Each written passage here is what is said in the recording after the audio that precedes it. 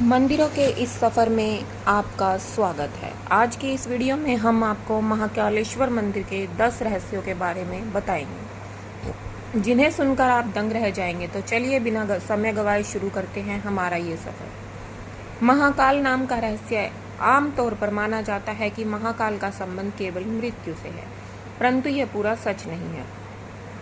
काल के दो अर्थ होते हैं, एक समय और दूसरा मृत्यु।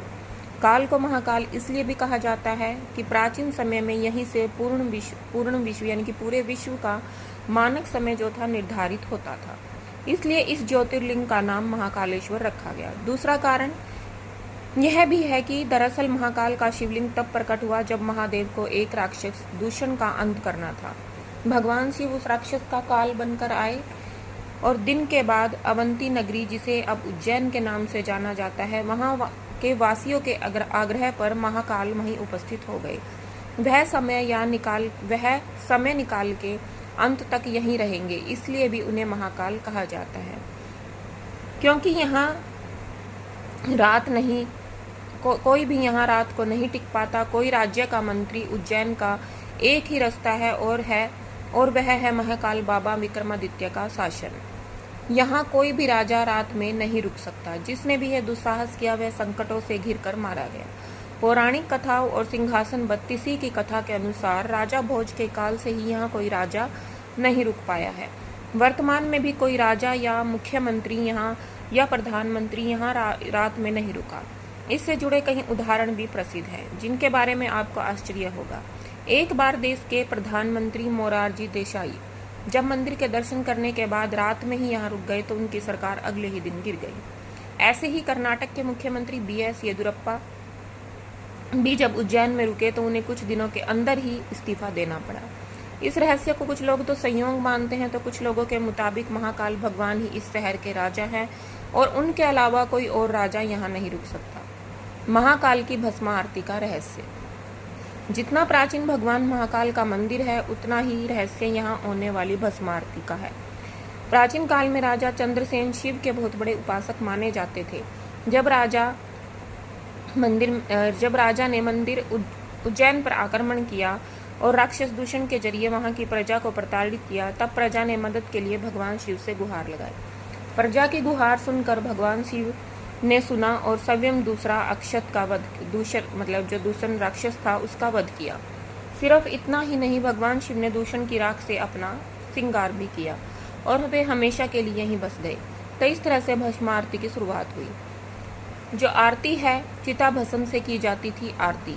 यहाँ पर भगवान शिव के शिवलिंग पर चेतक की ताजी भस्म से आरती की जाती है और इसी से उनका श्रृंगार भी होता है। एक कथित कथा के अनुसार प्राचीन काल में प्रतिदिन एक मुर्दे की राख से भस्म आरती की जाती थी, परंतु एक बार उज्जैन के शमशान में कोई भी सबूत नहीं मिलने के कारण उस समय के पुजारी ने अपने ही पुत्र की बलि देकर उसकी चिता की राख से भस्म आरती की, जिससे भगवान महाकालेश्वर अत्यधिक प्रसन्न हुए और उन्होंने उस पुजारी के पुत्र को जीवन दान देते हुए कहा, आज से कपिला गाय के गोबर से बने कंडे से ही उनकी भस्म आरती की जाएगी।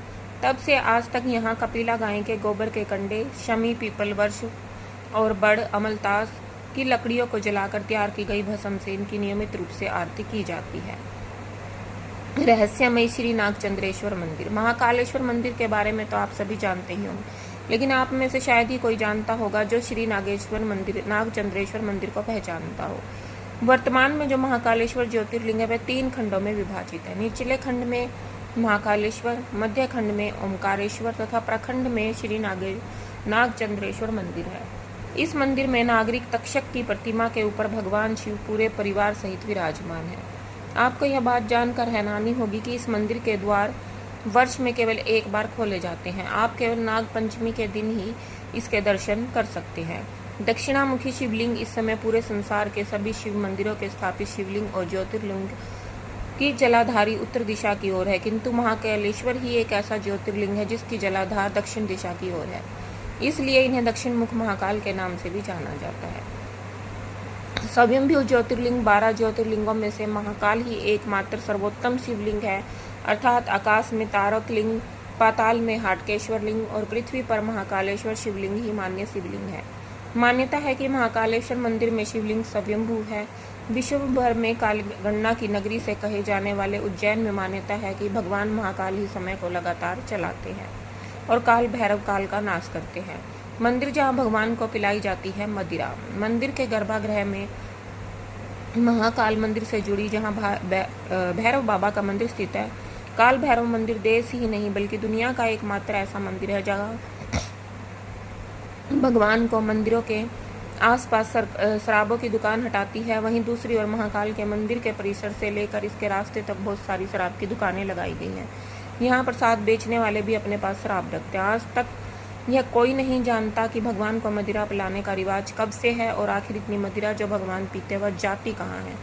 जूना महाकाल मुगल काल में शिवलिंग को नष्ट करने की कोशिश की गई, लेकिन जिसके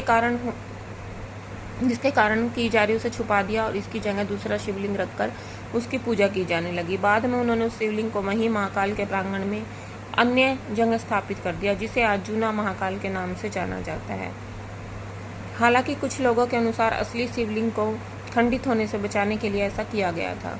इस तरह भक्त वैसे तो मंदिर में रोजाना चमत्कार होते हैं, लेकिन सभी चमत्कार आम लोगों तक पहुंच पाते हों, ऐसा ही एक दुर्लभ चमत्कार महाकाल मंदिर के गर्भगृह में लगे सीसीटीवी में कैमरे में कैद हो गया। किस सदस्य ने इस चमत्कार को सार्वजनिक किया? यह तस्वीर सावन माह के नवरात्रि में